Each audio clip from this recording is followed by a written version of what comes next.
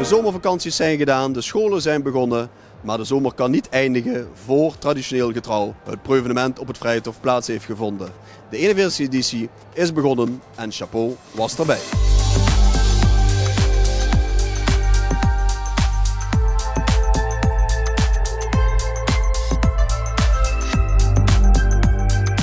Niels, voorzitter, we staan er weer. De 41e editie gaat bijna van start. Ja, ik moet je zeggen, vlekkeloos voorbereiding en we zijn alweer begonnen met de Preuve de Miet en het loopt echt gesmeerd. Preuve de Miet het laatste jaar ontwikkeld, maar ik moet zeggen dit jaar, het lijkt wel alsof het echt over de koppen lopen is. Hè? Ja, het is een hele interessante ontwikkeling, want de afgelopen, sinds 2014 zijn we begonnen met de Preuve de Miet, dus het is eigenlijk de 8e editie met 2 coronajaren. Ja, en je ziet een enorme stijgende lijn in de interesse om hier aan deel te nemen. Verleden jaar een kleine 1850 deelnemers. We zitten nu al over de 2800 mensen.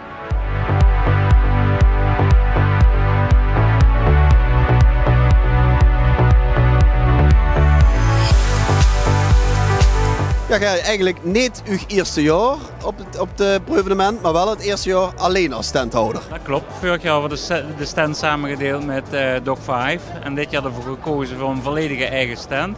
Combinatie Thyssen de Wijnhandel en Bar 1717. Voor de lui wat we nog niet kennen, Bar 1717 is dit jaar geopend als uw eigen wijnbar, hè? Dat is onze eigen wijnbar, geopend op 30 november afgelopen jaar. Dus nog altijd in de opstartfase. We zijn geopend op donderdag, dus vanaf donderdag tot en met zondag. Wijnbar, dus daar komt ze niet onderuit dat ze een uitgebreide wijnkaart hebben. Maar als ze één tip van uw kaart moest geven, dan... Nou, dat is deze. Dat is de Guillaume de Souvenir Gris. Dus dat is een wijn die is gevinifieerd bij Domein Holset. En die hebben we dus samen met hun verder ontwikkeld en afgevuld. Dus het heeft op hout geriep en ja, hele complexe smaak. Heel fijn om te proeven. Zal ik voor mensen even... Lekker!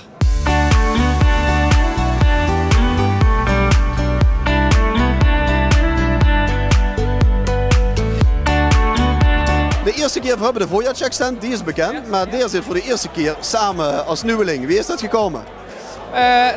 Juri is dus gevraagd. We zijn al jarenlang klant bij Juri. Ja. En dit is gevraagd van, wilt je een keer doen? En meteen ja. Ja, meteen ja? Ja, leuk. Ja, zeker. Ja, uitdaging. Waarom heb je dat toegezegd? Om te zeggen, ja, daar gaan we op in? Ja, dat is sowieso een leuke samenwerking. We zien bekend buren, we zitten in het Jekerkwartier.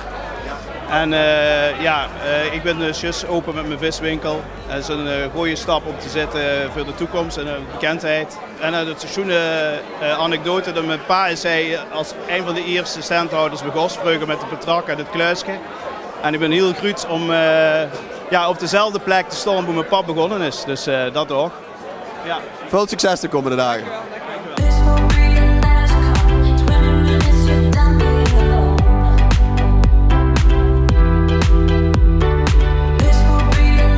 Dit was zo, ja, gekend restaurant, meer dan gekend in het bassin en terug op het proevenement. Ja, klopt. We zijn nu weer dit jaar teruggekomen in verband van nu met mijn dochter, de 3e generatie. Gewoon voor dus eigenlijk een nieuwe toekomst tegemoet en dat willen we zij laten presenteren op het proevenement. Wat is er vernieuwd aan de zaak? We hebben eigenlijk, ik ben een beetje een nieuwe generatie zeg ik, dus dat zien we met nieuwe ideeën. Het restaurant is nieuw, ook het gebied, het bassin is enorm in ontwikkeling. Dus jawel, het ziet goed uit aan die kant. Dus, ja. Dus eigenlijk zowel voor lunch, aperitief als diner, elk moment is geschikt. Ja, inderdaad. Dus alles van lunch tot diner, lekker kleesje wijn erbij. Ja. Of een mocktail, we hebben ook een mocktailbar staan, dus voor de alcoholvrije liefhebber hebben we ook enorm keuze. Dus.